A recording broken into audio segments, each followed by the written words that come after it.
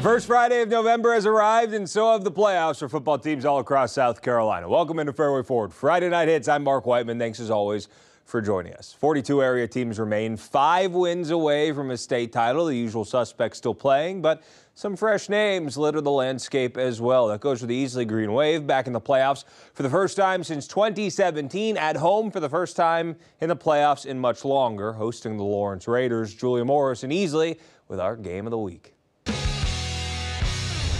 Easley and Lawrence both missed the playoffs last year, so both teams entered this matchup excited to have the opportunity to play postseason football. Easley hosting a playoff game for the first time in 10 years. A great way for the Green Wave to get started in front of its home crowd. First quarter, quarterback A.J. Brown throws a nice pass to Ethan Swan. Easley's up 6-0. But Lawrence answers on its next possession. Raiders quarterback James Rawl with the short pass to Jaden McCowan. He's got speed and hops over a defender into the end zone. Raiders take a 7-6 lead. And on the first play of the second quarter, Rawl hits Jay Pulley for another Lawrence touchdown. Raiders extend their lead to 14-6. Lawrence offense really heating up. Just a few minutes later, McCowan scores another touchdown. Lawrence up by 15, and the Raiders offense adding a few more explosive plays before halftime. The biggest of them coming here. Rawl to Pulley, Pulley turning on the Jets. No one can catch him. That's an 89-yard touchdown. Lawrence up 28-6. Raiders led 42-6 at the break.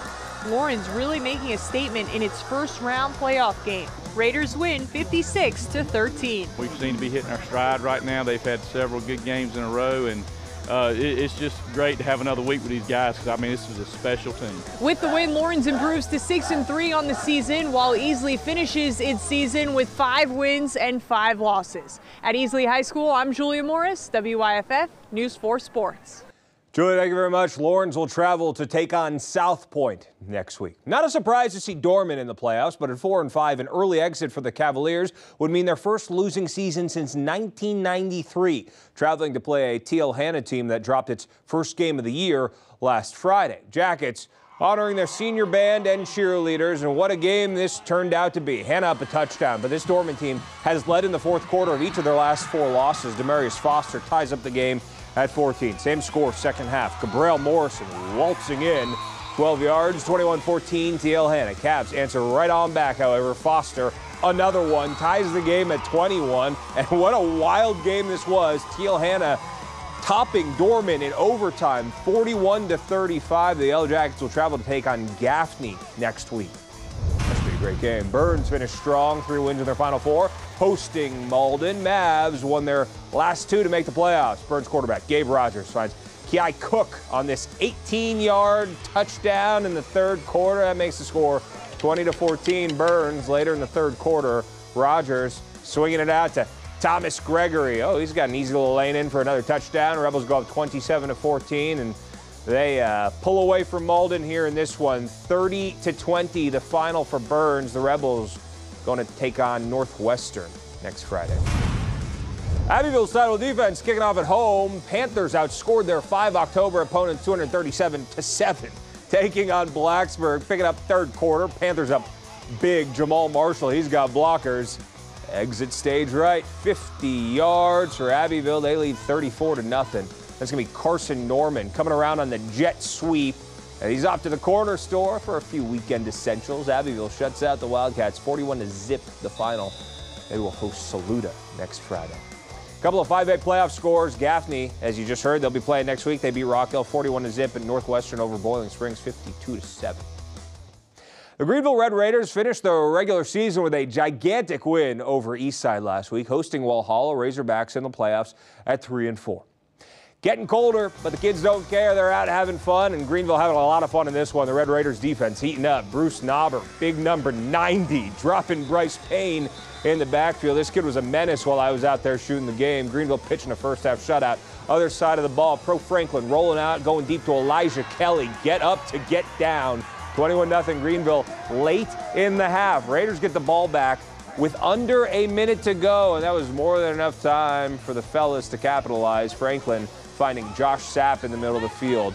And the Clemson commit is cooking down the sideline for another Greenville touchdown, 55-22. The final for Greenville. They will travel to take on AC Flora next week. Eyes on the Sky, 3A action at Southside High School. Quite the second half for the Tigers and Woodruff combined. They won 7 of their last 10, but this high-powered Wolverines bunch in their bag. DeMarion Elmore, look at the vision, weaving for the first Woodruff score of the game. Elmore wants more. It's in his name, punishing on his way to the timeshare. 14-0 now. Then it's like, hey, why don't we just cut out the middleman? No one needs to hand it off to Elmore, so he just takes the direct snap in for another score. Wolverines roar. They do that? I don't know. 55-7, Woodruff over Southside. They will play at Daniel next week. Christchurch's playoff push beginning against Batesburg-Leesville. Winding minutes of the first half. Christchurch quarterback Woods Wyndham connects with B.J. Atkins for the first down. There you go, right there. And a couple plays later, it's going to be Bashan Reeder. He's in for the 5-yard touchdown. Cavaliers go up 14-0. Ensuing kick, under 30 seconds to go in the half. Ziggy Merritt, he's going to take the kickoff. He's got a great name, and he's got speed to burn. Breaks a few tackles, and check it out. He is gone, and he's going to speed on up and move running down the field. But hey, that's okay. Christchurch still up 14-7 at the half, and they go on to beat Batesburg-Leesville 38-7. They'll play the winner of St. Joe's in 96. We got those highlights still to come.